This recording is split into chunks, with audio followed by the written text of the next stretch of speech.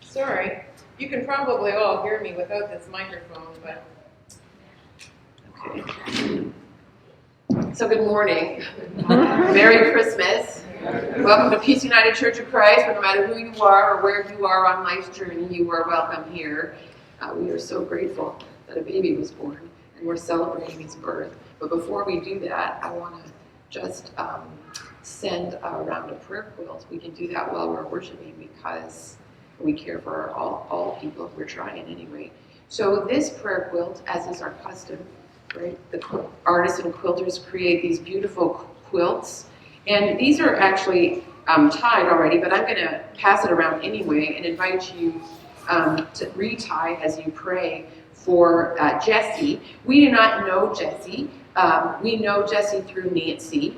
And we just want to be praying for him because his dad died suddenly this month. And so he is really having a hard time. So I'm going to start it here with Debbie. And here we go. And then the other thing I'm just going to do is I'm going to say to you, after worship is over today at 11:30, we're going to go down to the Commons and eat together. So if people want to stay, the community team has put together a lovely brunch for us. So come on when we're done. Let's worship together.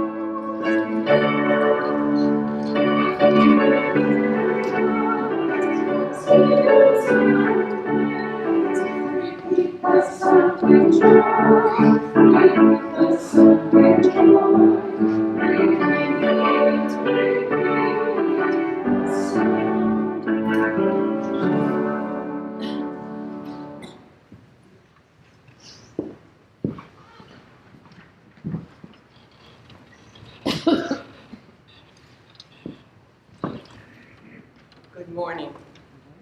Is it on? I did, it's green. Hello? Good morning. Okay. New mics, new places. All right. God of wonders, awesome, living one, Prince of peace, unending love, joy's desire, and hope of the world. You have come to us. Shine out in the midst of suffering. Shine out to light our way. Shine in our dimmest places. Shine through us for the world to see.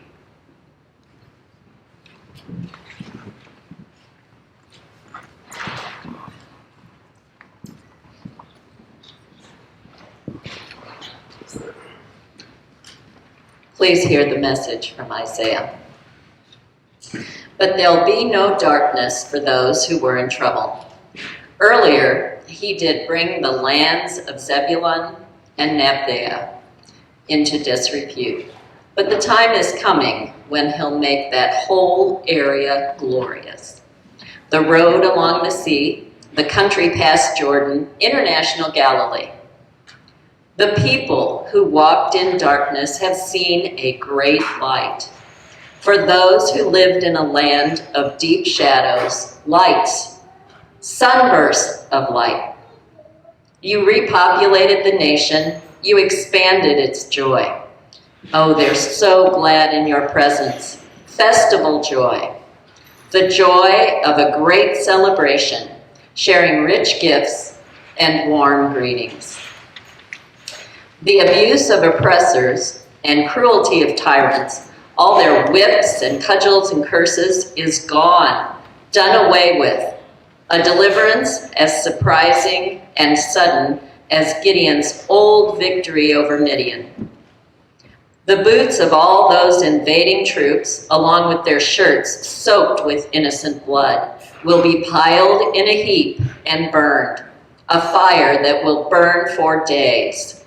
For a child has been born, for us, the gift of a son, for us.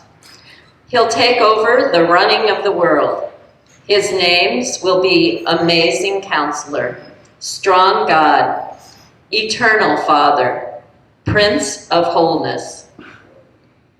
His ruling authority will grow, and there'll be no limits to the wholeness he brings. He'll rule from the historic David throne over that promised kingdom. He'll put that kingdom on a firm footing and keep it going with fair dealing and right living, beginning now and lasting always.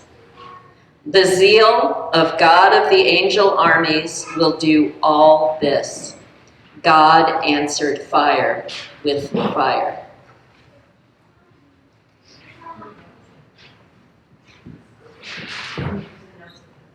And now we'll sing, O Little Town of Bethlehem.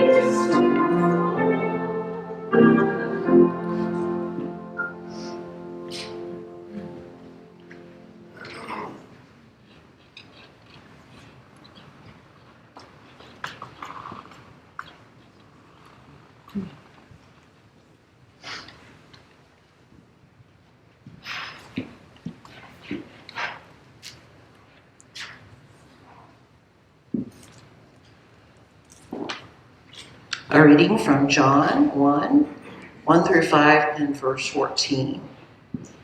In the beginning was the Word, and the Word was with God, and the Word was God. The Word was with God in the beginning. Everything came into being through the Word, and without the Word, nothing came into being. What came into being through the Word was life, and the life was the light for all people. The light shines in the darkness, and the darkness doesn't extinguish the light. The Word became flesh and made his home among us. We have seen his glory, glory like that of a parent's only Son, full of grace and truth. And singing now, Hark the Herald Angels Sing.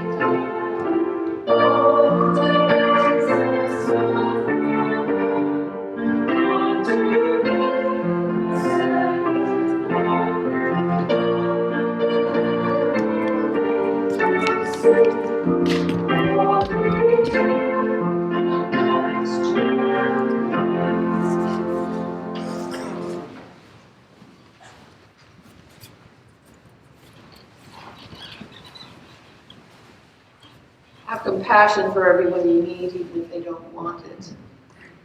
What seems conceit, bad manners, or cynicism is always a sign of things no ears have heard, no eyes have seen. You don't know what wars are going on down where the spirit meets the bone. Ring the bells that still can ring. Forget your perfect offering. There's a crack in everything. That's how the light gets in. Well, I'm just going to tell you I don't have a sermon this morning.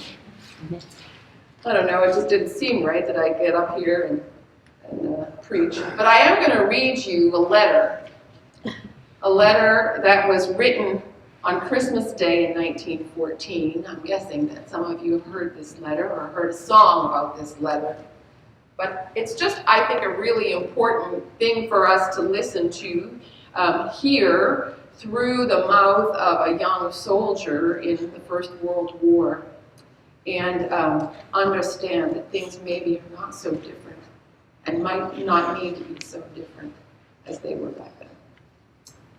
My dear sister Janet, it is 2 a.m, and most of our men are asleep in their dugouts, yet I could not sleep myself before writing to you of this wonderful events of Christmas Eve. In truth, what happened seems almost like a fairy tale, and if I hadn't been through it myself, I would scarce believe it. Just imagine. While you and the family sang carols before the fire there in London, I did the same with enemy soldiers here on the battlefields of France. As I wrote before, there has been little serious fighting of late. The first battles of the war left so many dead that both sides had held back until replacements could come from home. So we have mostly stayed in our trenches and waited. But what a terrible waiting it has been, knowing that any moment an artillery shell might land and explode beside us in the trench, killing or maiming several men, and in daylight not daring to lift our heads above ground for fear of a sniper's bullet. And the rain, it has fallen almost daily. Of course, it collects right in our trenches where we must bail it out with pots and pans, and with the rain has come mud, a good foot or more deep. It splatters and cakes everything and constantly sucks at our boots. One new recruit got his feet stuck in it, and then his hands too when he tried to get out. Through all this, we couldn't help feeling curious about the German soldiers across the way. After all, they faced the same dangers we did and slogged about in the same muck. What's more, their first trench was only 50 yards from ours. Between us lay no man's land, bordered on both sides by barbed wire, yet they were close enough we sometimes heard their voices. Of course, we hated them when they killed our friends, but other times we joked about them and almost felt we had something in common. And now it seems they felt the same. Just yesterday morning, Christmas Eve day, we had our first good freeze. Cold as we were, we welcomed it because at least the mud froze solid. Everything was tinged with white frost while the bright sun shone over all. Perfect Christmas weather. During the day, there was little shelling or rifle fire from either side, and as darkness fell on our Christmas Eve, the shooting stopped entirely. Our first complete silence in months. We hoped it might promise a peaceful holiday, but we didn't count on it. We'd been told the Germans might attack and try to catch us off guard. I went to the dugout to rest, and lying on my cot, I must have drifted asleep. All at once, my friend John was shaking me awake, saying, "Come and see what the Germans are doing." I grabbed my rifle, stumbled out into the trench, and stuck my head cautiously above the sandbags. I never hoped to see a stranger and more lovely sight. Clusters of tiny lights were shining all along the German line, left and right, as far as the eye could see. "What is it?" I asked in bewilderment, and John answered, "Christmas trees." And so it was. The Germans had placed Christmas trees in front of their trenches, lit by candle or lantern, like beacons of goodwill. And then we heard their voices raised in song. "Stille Heilige Nacht." This carol may not yet be familiar to us in Britain, but John knew it and translated it. Silent night, holy night. I've never heard one lovelier or more meaningful. In that quiet, clear night, its dark softened by a first quarter moon. When the song finished, the men in our trenches applauded. Yes, British soldiers applauding Germans. Then one of our own men started singing, and we all joined in. "The first Noel, the angel did sing." In truth, we sounded not nearly as good as the Germans with their fine harmonies, but they responded with an enthusiastic applause of their own, and then began another, "O Tannenbaum, O Tannenbaum." Then we replied, "O come, all ye faithful." But this time they joined in, singing the same words in Latin, "Adeste Fidelis." British and German harmonizing across no man's land. I would have thought nothing could be more amazing, but what came next was more so. "English, come over," we heard one of them shout. "You know shoot, we know shoot." There in the trenches, we looked at each other in bewilderment. Then one of us shouted jokingly, "You come over here." To our astonishment, we saw two figures rise from the trench, climb over their barbed wire, and advance unprotected across no man's land. One of them called, "Send officer to talk." I saw one of our men lift his rifle to the ready, and no doubt others did the same, but the captain called out, "Hold your fire." Then he climbed out and went to meet the Germans halfway. We heard them talking, and a few minutes later, the captain came back with a German cigar in his mouth. "We've agreed there will be no shooting before midnight tomorrow," he announced. "But sentries are to remain on duty, and the rest of you stay alert." Across the way, we could make out groups of 2 or 3 men starting out of the trenches and coming toward us. Then some of us were climbing out too, and in minutes more, there we were in no man's land, over 100 soldiers and officers of each side, shaking hands with men we'd been trying to kill just hours earlier. Before long, a bonfire was built, and around it we mingled, British khaki and German gray. I must say, the Germans were far better dressed with fresh uniforms for the holiday. Only a couple of our men knew German, but more of the Germans knew English. I asked one of them why that was. "Because many of us have worked in England," he said. Before all this, I was a waiter at the Hotel Cecil. Perhaps I waited on your table. Perhaps you did, I said, laughing. He told me he had a girlfriend in London and that the war had interrupted their plans for marriage. I told him, don't worry, we'll have you beat by Easter and you can come back and marry the girl. He laughed at that. Then he asked if I'd send her a postcard he'd give me later. And I promised I would. Another German had been a porter in Victoria Station. He showed me a picture of his family back in Munich. His eldest sister was so lovely. I said I should like to meet her someday. He beamed and said he would like that very much and gave me his family's address.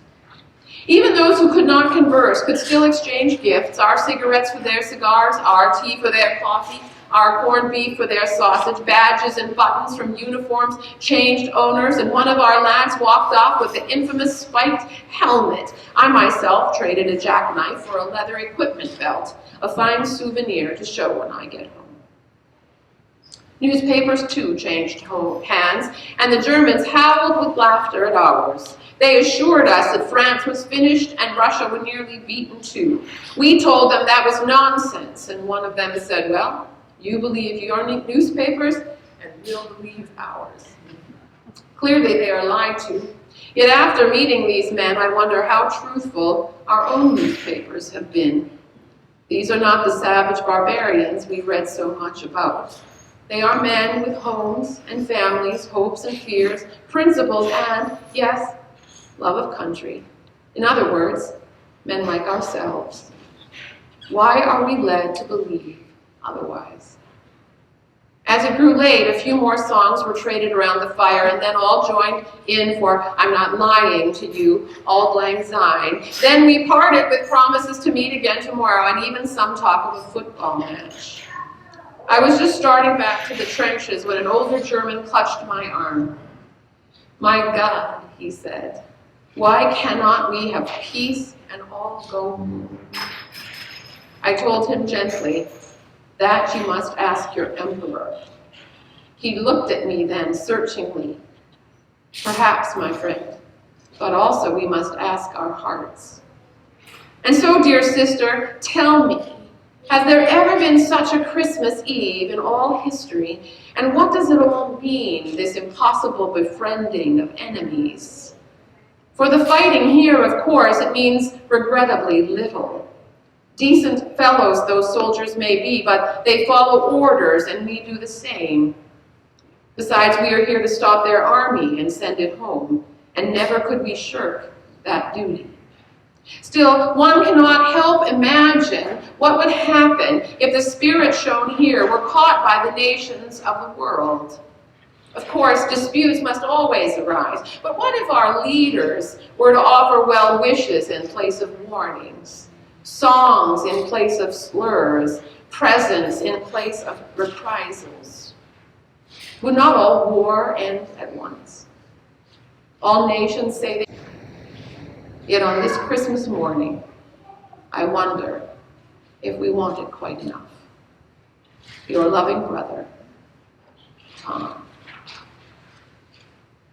And so, we hope that the child born and laid in a manger this year will bring us peace on earth.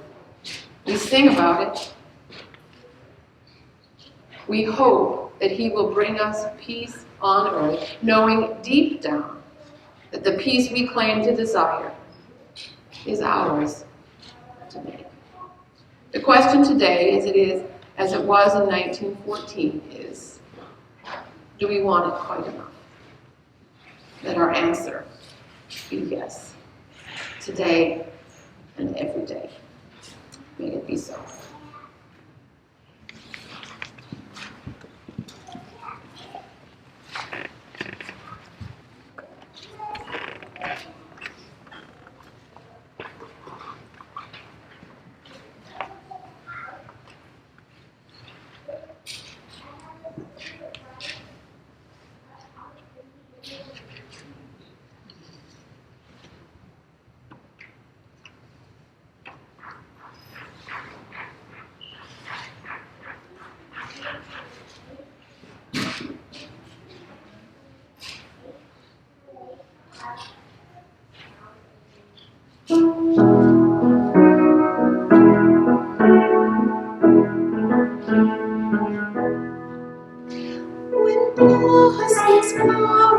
amid the snows, on a winter night was born the child, the Christmas rose, the one of love and light.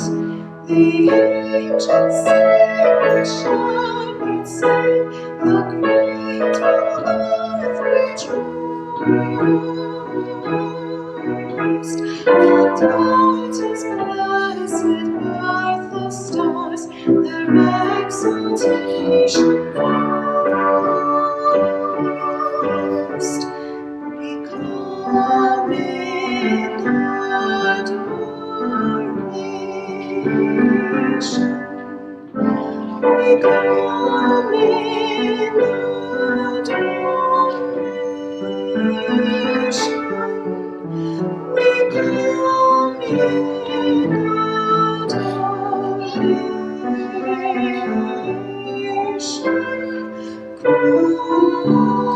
Christ is born.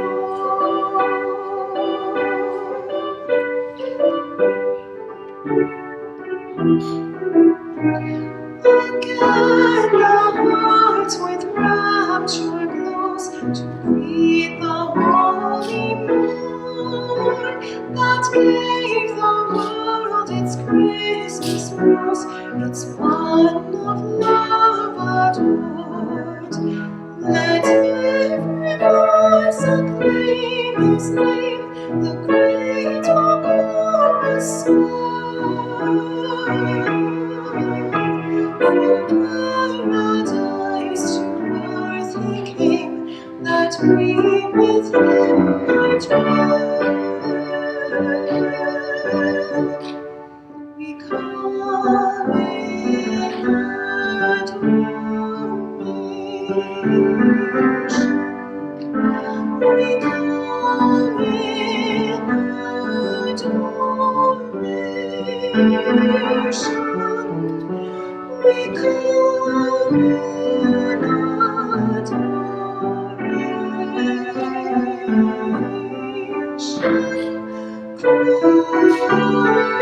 Christ is born.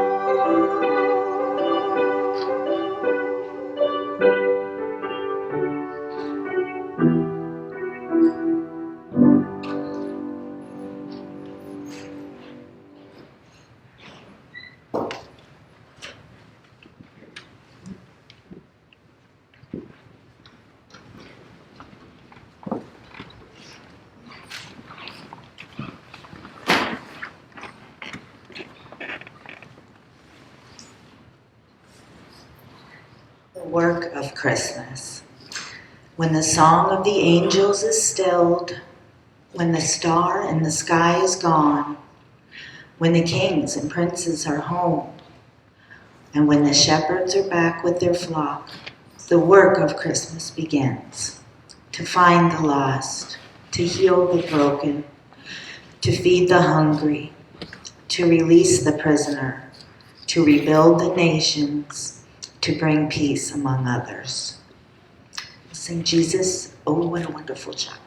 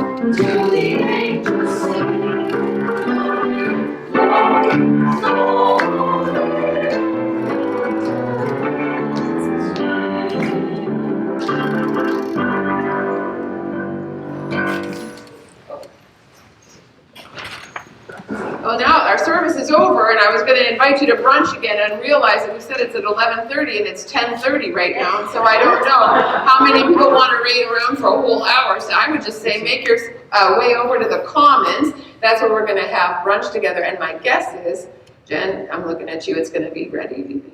I think so. Joni? We'll fly over there. Yes. Yeah, so give everybody 15 minutes, but go on over and we can start about It's so pretty over there. we can start in about 15 minutes. So, and with that, let me just give you a quick benediction as we leave this sacred place and go into the world, a sacred place.